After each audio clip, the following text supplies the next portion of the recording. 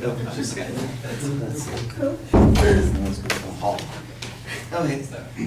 The speaker before who said that the ESA was essentially ineffective because they were not recovering a certain percentage of species. That there was very minimal amount of species that were being fully recovered. That was the speaker's argument, and he made some other side claims about the negative effects of the ESA on landowners.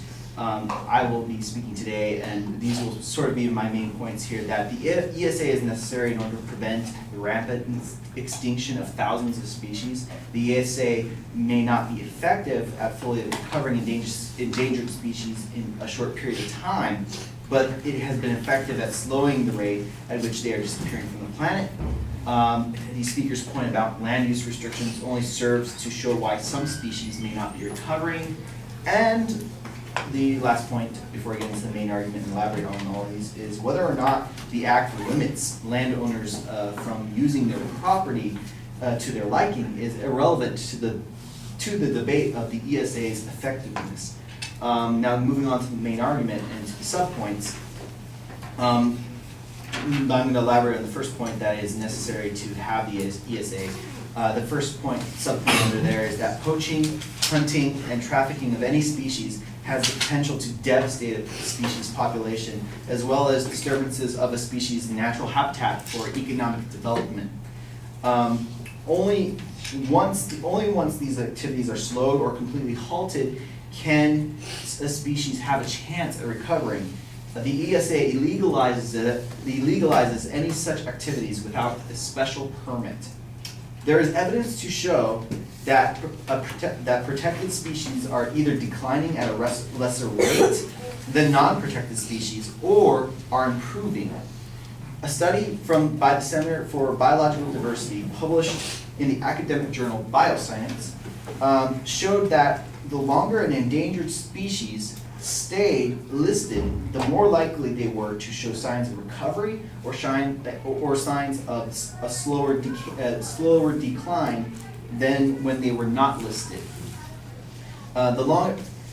This showed that the ESA conservation measures act cumulatively over time. In other words, they get better and better with time. The longer they are protected, the better the protection, the recovery rate becomes. The same study showed that those species who had critical habitats established for them were more likely to recover than species without them, and the ESA establishes these critical habitats.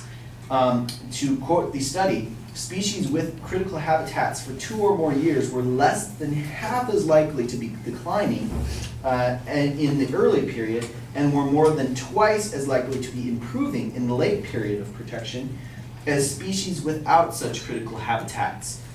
These results suggest that critical habitats assist species recovery independent of the length of time listed and the presence of recovery plans.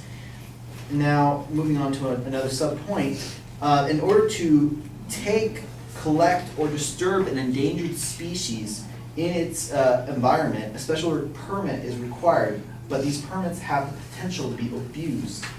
According to the U.S. Fish and Wildlife Service, Section 10 of the Endangered Species Act is designed to regulate a wide range of activities affecting plants and animals designated as endangered or threatened, and the habitats upon which they depend. With some exceptions, the ESA prohibits activities affecting these protected species and their habitats unless authorized by a permit. According to, again, the U.S. Fish and Wildlife Service, incidental take permits are required when non-federal activities will result in the take of threatened or endangered species. Take being defined as harvesting, hunting, etc. A habitat conservation plan, or HCP, must accompany an application for an incidental take permit.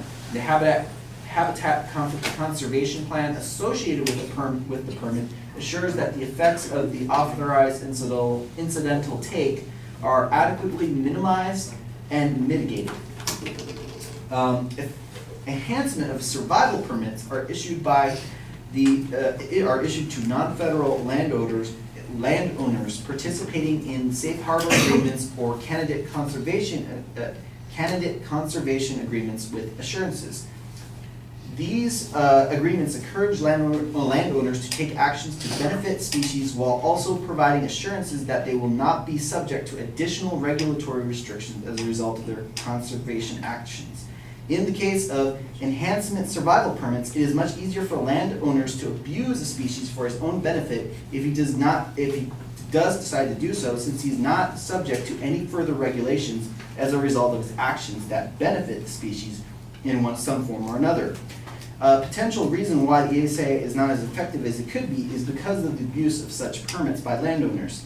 Now, to speak about the last point, the speaker in the original argument said that the ESA has negative effects on landowners. It is not relevant to the speaker's argument, however, whether or not landowners are restricted in the use of property because of the ESA. Such limitations are a natural consequence of an act aiming to preserve something by restricting potentially harmful behavior, and the rights of landowners are not directly connected in any way to the efficiency of the act. I hope I have convinced you today that the speaker did not adequately prove his point that the ESA is entirely inefficient.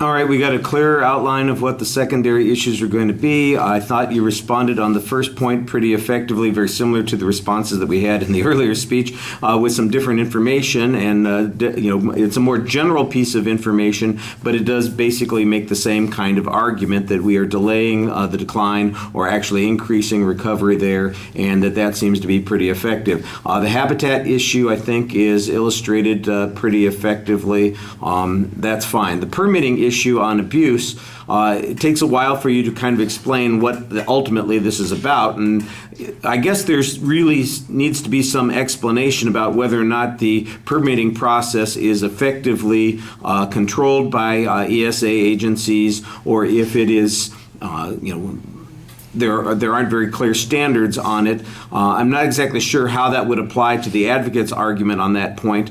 The third point that you talk about it being irrelevant, I do see that there's some inconsistency. It depends on what the proposition is the advocate's presenting. If they're saying the ESA is counterproductive, then I would suggest that might be relevant. If they're saying the ESA is failing to protect species, then the question of whether or not it protects the rights of landowners is really irrelevant, and you're right on that particular point.